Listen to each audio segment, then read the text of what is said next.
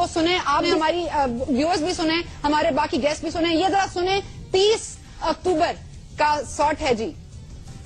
آصف زرداری نے ادھر ایک پاکستان میں امریکی ایمبیسڈر بیٹھا ہوا ہے, کہتا پاکستانی ہے, اس کا نام ہے حسین حقانی. اس کو وہ ایک خط دیتا ہے امریکنوں کو یہ کہنے کے لیے, ان کو خط دیتا ہے امریکنوں کو کہ خدا کے واسطے مجھے پاکستانی فوج سے بچا لو.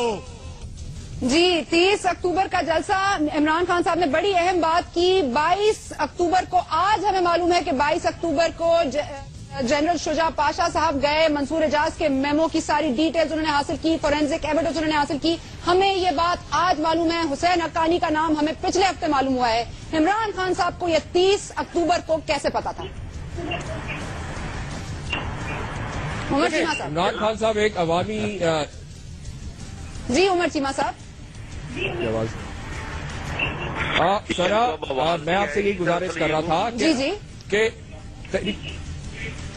جی آپ گزارش کیجیے, میں سن رہی ہوں. ہلو جی میں سن رہی ہوں آپ کو عمر چیمہ صاحب. جی میں آپ سے یہ گزارش کر رہا تھا ہاں کہ تحریک انصاف کا جو 15 سال کی سیاسی جدوجہد ہے وہ قوم کے سامنے, کہ ہم نے اگر اسٹیبلشمنٹ کے کندھوں پہ اگر اقتدار میں آنا ہوتا تو اس سے پہلے بھی ہمیں موقع مل چکے ہیں. جدوجہد اپنی جگہ, کانفیڈینشیل انفارمیشن جو عوام کے پاس نہیں تھی, میڈیا کے پاس نہیں تھی, عمران خان صاحب کے پاس کیسے تھی, میں یہ جاننا چاہتی ہوں. منصور اعجاز صاحب نے دی تھی, حسین حقانی صاحب نے بتایا تھا, یا زرداری صاحب نے بتایا تھا؟ منصور اعجاز جو ہے اپنا کالم اس میں لکھ چکے تھے, اس نے حقانی کا نام نہیں لیا تھا. یہی کہہ رہا ہوں کہ منصور اعجاز جو ہے اس کے بارے میں جو ہے پہلی منصور اعجاز جو ہے ڈسکلوز کر چکے تھے, اور انہوں نے حقانی کا نام نہیں لیا تھا, 13 اکتوبر تک نہیں لیا تھا, 13 نومبر تک نہیں لیا تھا. مجھے بتا دیجئے کہ 30 اکتوبر کو عمران خان صاحب عمران خان صاحب ایک عوامی لیڈر ہیں, اور یقیناً ان کے ذرائع اور اس کے جو ہے جو ایسے ہے جس کی وجہ سے اطلاعات میں موصول ہوئی تھی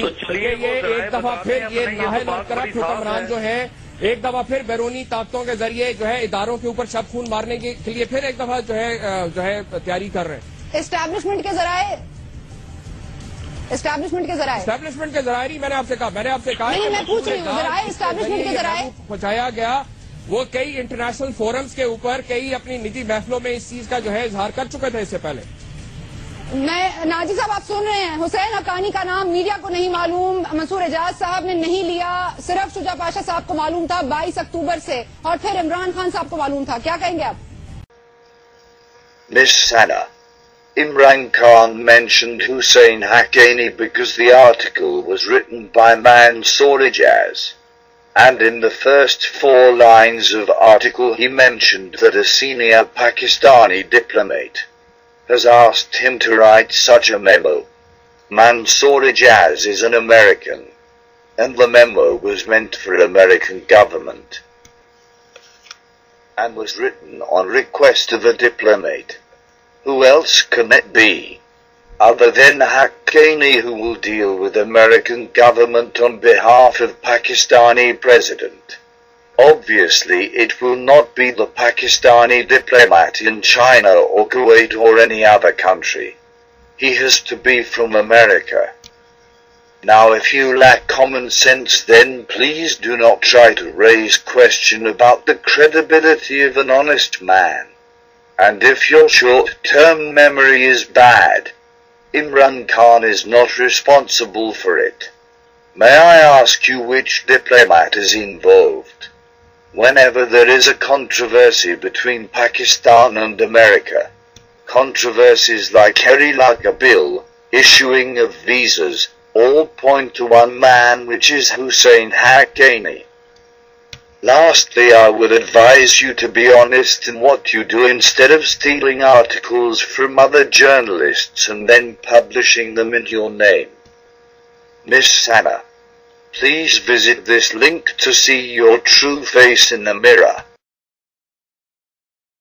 Or Google Sana Booker plagiarism to see what type of journalism you represent.